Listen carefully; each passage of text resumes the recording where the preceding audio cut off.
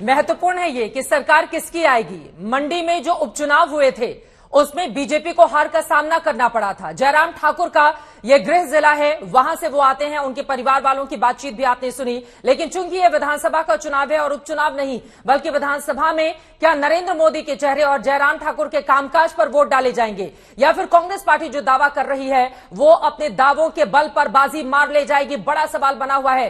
सत्येंद्र चौहान शिमला से हमारे साथ जुड़े हुए हैं। शिमला का बड़ा मुद्दा क्या है सत्येंद्र, और आसपास अगर आपके लोग हों उनसे बातचीत कर पाए।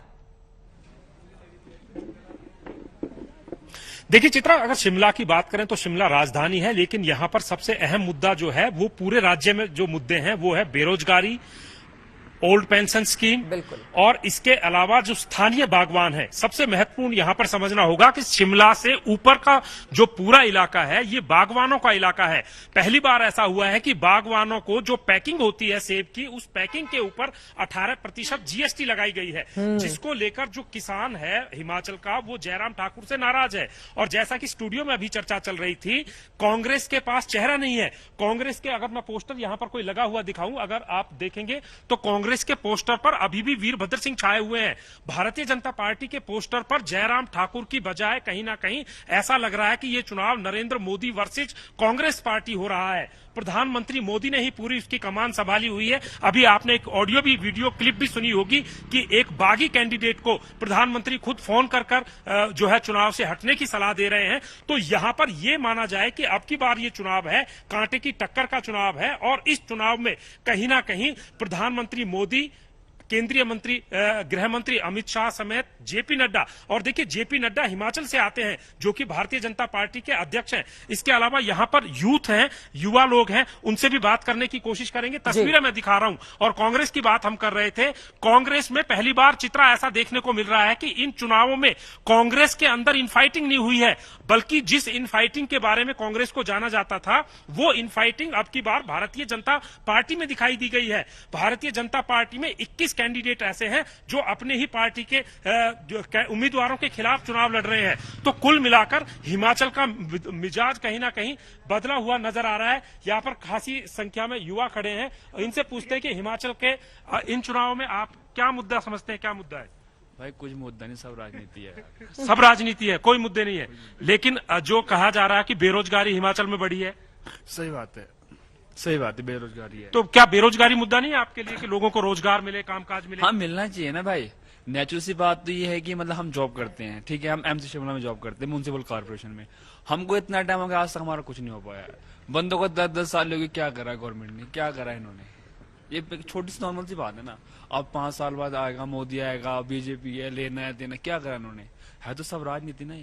तो चित्रा, लोगों को सुना आपने, लोग भी समझ रहे हैं। और हिमाचल के बारे में एक बात बता दूं, रिवायत और रिवाज ये रही है कि हर 5 साल बाद सरकार बदली है, और ये कहा जाता है कि हिमाचल को जो मतदाता है वो जाति और धर्म से ऊपर उठकर यानी कि स्थानीय मुद्दों पर वोट करता है। स्थानीय मुद्दों की बात की जाती है यहाँ पर, और पढ़े लिखे लोगों की तादाद बड़ी ज्यादा है यहाँ पर। और जिस जगह पर मैं मौजूद हूँ, आखिरी मैं बताना चाह रहा हूँ, ये बूथ वो है जहां पर कांग्रेस के वरिष्ठ नेता आनंद शर्मा वोट डालते हैं। कांग्रेस में शायद अब की बार आनंद शर्मा ही कहीं ना कहीं हिमाचल चुनावों से गायब नजर आए हैं, बाकी कांग्रेस ठीक ठाक रही है। चित्रा, ये महत्वपूर्ण बात आपने कह दी है कि कांग्रेस से आनंद शर्मा जहां पर आप मौजूद हैं वो वहां से गायब रहे और बाकी लोग वहां पर हावी होते हुए दिखाई दिए। उसके पीछे की बड़ी वजह भी है। हमारे साथ जो पैनलिस्ट बने हुए हैं वो इसके बारे में ज्यादा जानकारी देंगे। विनोद जी, आपके पास सीधे आते हुए, चूंकि शिमला में मौजूद हैं सत्येंद्र, उन्होंने सेब की पैकेजिंग पर यह 12 से बढ़ाकर जो 18% जीएसटी कर दिया गया है, यह भी एक बहुत बड़ा मुद्दा है।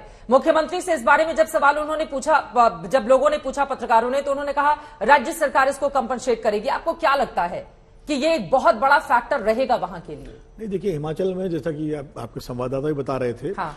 सेब के किसानों का मुद्दा एक बहुत बड़ा मुद्दा है बागान का, और दूसरा ओल्ड पेंशन स्कीम। बिल्कुल, क्योंकि हिमाचल एक ऐसा राज्य है जहां सरकारी कर्मचारियों की संख्या बहुत ज्यादा है और हर घर से लोग सरकारी नौकरी में हैं, और मुझे याद है प्रभु जी बैठे हुए हैं, शांता कुमार जी एक बार सिर्फ इसलिए चुनाव हार गए थे, बीजेपी हार गई थी कि सरकारी कर्मचारी नाराज थे उनकी नीतियों से। तो और हिमाचल का चुनाव, ये पहला चुनाव शायद ऐसा है जिसमें वीरभद्र सिंह और शांता कुमार जी अनुपस्थित हैं। शांता कुमार जी हैं अभी, वीरभद्र सिंह नहीं है हमारे बीच में, लेकिन शांता कुमार जी भी सक्रिय नहीं है, वरना ये पूरा चुनाव हिमाचल का इन्हीं दोनों नेताओं के नाम से लड़ा जाता था। भारतीय जनता पार्टी मोदी जी के नाम पे चुनाव लड़ रही है, मोदी जी प्रभारी रहे हैं वो हिमाचल के, इसलिए उनका हिमाचल से एक बड़ा सीधा कनेक्ट भी है। इसीलिए जब मोदी जी हिमाचल जाते हैं तो वो उसी तरह वहां एक्ट करते हैं जैसे वो आज भी प्रभारी हो हिमाचल के। इसीलिए आप देखिए वो कभी बागी उम्मीदवार को मनाते हुए उनकी फोन आता है, कभी वो लोगों के सामने जब जाते हैं वोट मांगने के लिए तो बहुत झुक करके विनम्रता के साथ वोट मांगते हैं। तो कुल मिलाकर के उनका एक कनेक्ट है। और निश्चित रूप से ये चुनाव जो है, जो कांग्रेस मान रही है, और कांग्रेस में महत्वपूर्ण चित्रा ये है कि प्रियंका गांधी इस चुनाव की वो है मुख्य चेहरा वहां पर। और प्रियंका गांधी अगर कांग्रेस जीतती है तो यूपी का जो उनका दाग लगा हुआ है, जो यूपी में इतनी मेहनत के बावजूद उनके परिणाम बहुत ही प्रतिकूल आए, तो अगर कांग्रेस को सफलता मिलती है तो प्रियंका गांधी के लिए भी बहुत बड़ी राहत होगी। यहाँ राहुल और सोनिया पहुंचे ही नहीं थे, प्रियंका गांधी ने ही कमान संभाल रखी थी। बिल्कुल। और प्रियंका के बाद सबसे ज्यादा डिमांड में अगर कोई था तो सचिन पायलट थे, राजस्थान के पूर्व उप मुख्यमंत्री। संजय जी, आपके पास आते हुए, नरेंद्र मोदी एक बहुत बड़ा फैक्टर है भारतीय जनता पार्टी के लिए। उत्तराखंड वाला जो रिजल्ट रहा है उसको दोहराने की कोशिश में हिमाचल प्रदेश में बीजेपी, इस बार की परिस्थिति उत्तराखंड की तरह ही नजर आ रही है या हिमाचल में बदला बदला सा माहौल है? क्या नजर आ रहा है, मुद्दा क्या है वहां का सबसे बड़ा? देखिए चित्रा, हालांकि हिमाचल पड़ोसी राज्य है अगर उत्तराखंड की हम बात करें तो, लेकिन उत्तराखंड जैसा माहौल यहां दिखाई नहीं पड़ता। ये जरूर है उत्तराखंड में ये पहले से अनुमान लगाया जा रहा था कि बीजेपी को एज है, या कुछ लोग ऐसा भी मानते थे कि चुनावी टक्कर है दोनों पार्टियों के बीच में। लेकिन मेरा अपना मानना है कि हिमाचल में मुकाबला कहीं कड़ा है अगर हम उत्तराखंड से तुलना करें तो। और हिमाचल में आप देखें दोनों पार्टियों की जो चुनाव लड़ने की नीति है बिल्कुल अलग है। जिन बातों का पहले भी जिक्र कर रहे थे, कांग्रेस सारे लोकल मुद्दों को उठाने की कोशिश कर रही है, और आपने देखा होगा कि और बीजेपी जो है वो सब नेशनल मुद्दों को उठा रही है, और दोनों एक दूसरे की बातों को काट नहीं रहे। जो कांग्रेस ने ओल्ड पेंशन स्कीम का या जीएसटी जो पैकेजिंग पर बढ़ाया गया उसका जिक्र कर रहे हैं, फ्री इलेक्ट्रिसिटी की बात हो रही है, इन तमाम मुद्दों पर कांग्रेस चुनाव लड़ रही है। वो चाहती है कि जितना लोकलाइज्ड होगा चुनाव उतना उनके पक्ष में जाएगा।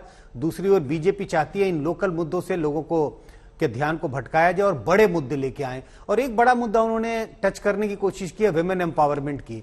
आप देखिए कई स्कीम्स की घोषणा की गई है। 6 से 12 साल के लड़कियों को साइकिल दी जाएगी, जो लड़कियां कॉलेज जाएंगी उन्हें स्कूटी दी जाएगी, 33% रिजर्वेशन दिया जाएगा सरकारी नौकरियों में।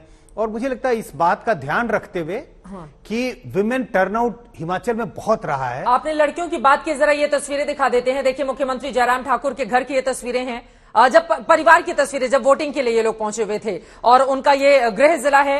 उनकी पत्नी डॉक्टर साधना ठाकुर आपको तस्वीरों में बहुत ज्यादा खिलखिलाती मुस्कुराती नजर आ रही हैं, लेकिन क्या रिजल्ट वाले दिन भी ऐसी ही मुस्कुराहट परिवार की बरकरार रहेगी, बड़ा सवाल है। इनकी दोनों ही बेटियां आपको नजर आ रही हैं टीवी स्क्रीन पर, और बेटियों को लेकर, उनको अलग अलग तरीके से लुभाने को लेकर, और खासतौर से जो पहली बार मतदान करने के लिए जा रहे हैं,